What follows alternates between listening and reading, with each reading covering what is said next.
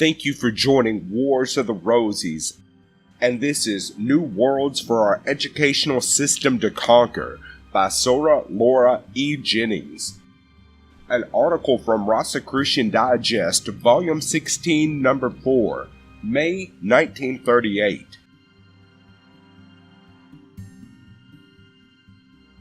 New Worlds for Our Educational System to Conquer by Soror Jennings.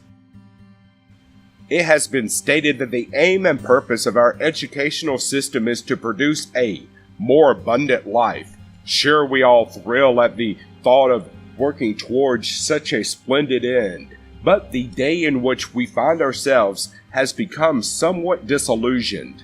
We have turned a cold, calculating eye on all our social systems, both in government, education, and religion, and in our cool analysis, we have placed on one side of the scale our pet theories expressed in high-sounding rhetoric, on the other the net results of our systems, the plain accomplished facts. When all the weighing is accomplished, we find that in spite of steady advances made during recent years, we must still press on, adding new worlds and reconstructing older ones. As we glance at the position of education today, we find the chief defect in our overemphasis on the memorizing faculties. The cramming of facts and the passing of examinations has come to mean education to the great majority of the people. And to this same group, education has meant money. The best teachers have always tried to introduce the element of reasoning, but such efforts failed where a pupil could memorize more easily than reason, and where the pupil's only purpose in attending school was to pass the examination successfully and secure the situation and money thus made possible. Education of the future must in some way avoid overstressing intellectual faculties of memorizing and reasoning if it is to lead the way to that more abundant life. Human beings have also an emotional nature and are endowed with imagination capable, in varying degrees, of creative activity. Surely a system that would mend a life more abundant must give at least equal attention to the world of everyday experience as to the realm of book learning. The great master who first used this thrilling phrase made no such mistake in his system of instruction. We have heard a great deal lately about personality. In fact, the subject is in danger of becoming a popular craze. Yet, perhaps, no experience gives us greater pleasure than our few and brief moments of contact with interesting personalities who are really great or truly interesting. We store up and treasure such meetings in our memory, when in moments of leisure we dream of a more utopian world. We people it with ideal men and women, and in imagination endow all our friends and acquaintances with the fascinating gift called a pleasing personality. We then begin to meditate upon the sources of such personality and how it can be developed. Again, we look at our schools, which we would expect to find leading the way in such development. It is true that some of our rich personalities have excelled in matters of intellect, but there are many others who have not been brilliant as learners of book knowledge in our schools. We are likely to feel that this particular quality is something derived more directly from life itself, that these are people who have reaped fully the experiences of life, who have understood the lessons of life more deeply, and who have felt with keener emotions, nor have their lives been fuller lives because, by good fortune, they were born in circumstances of abundance.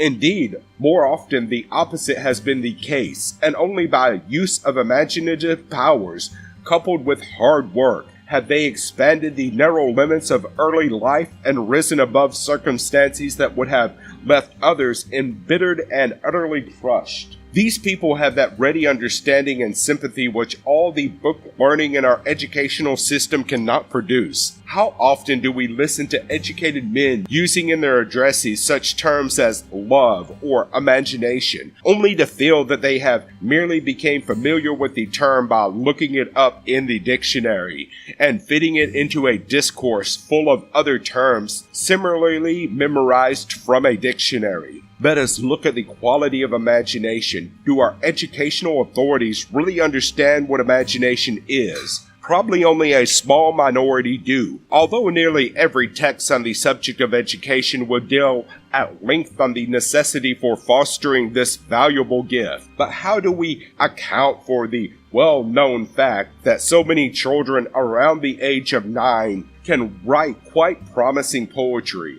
and that by the age of 18, in fact, long before this age, they have given up trying to write verse? Surely education has failed even to keep alive the child's native endowment of imagination, and certainly has not promoted any new growth. The truth would seem to be that imagination is merely another word in the dictionary to most people, and in actual existence meets with ridicule and suppression. For example, take the worn joke or funny story that probably everyone has heard, and at which one is supposed to laugh. In considering the child's irresponsible tendency to lie, at least most people do laugh at that. Mary comes in to tell her mother that there is a big lion on the veranda. The mother scolds Mary for telling a lie, saying that she knows perfectly well that the animal is a dog, and that she must now go to her room and ask God to forgive such a lie. Mary returns later and reports God said it was all right, that he had often taken that dog for a lion himself. Myself, I always feel rather sad over the story. Mary's mother is so true to life, and so typical of a large number of mothers. To make it even sadder, not all Marys are so irresponsible. Perhaps the mother is right in demanding that Mary take a more analytical and less imaginative approach towards the subject of natural history, but she fails to appreciate Mary's attempt to indulge her love of make-believe and her childish sense of humor. As a result, all imagination and humor are submerged when the mother is very unsympathetic. She, moreover, pictures to Mary an equally unsympathetic God. And poor Mary, for how many years will her spirit remain irrepressible before she abandons all effort and sinks into the same drab, uneventful existence lived by the average grown-up? Even the few who escape must feel wistfully sad in their loneliness and say, like Walter de la Mare in his poem Dreams, "What can a tired heart say that the wise of the world have made dumb, save to the lonely dreams of a child, return again, come."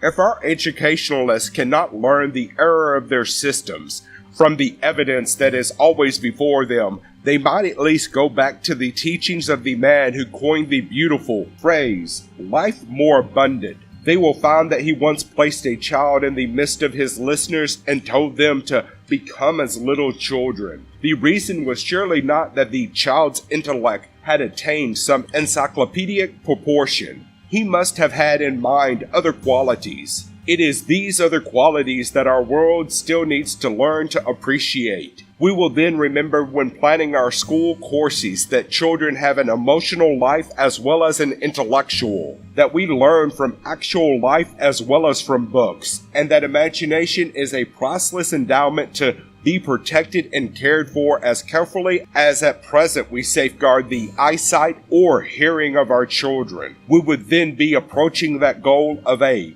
more abundant life, and also realizing our utopian dream of peopling the world with rich personalities. Thank you for watching, and please don't forget to share, like, subscribe, and comment. And if you can, please consider donating to Wars of the Rosies. Links to PayPal and Patreon are in the description. Thank you so very much.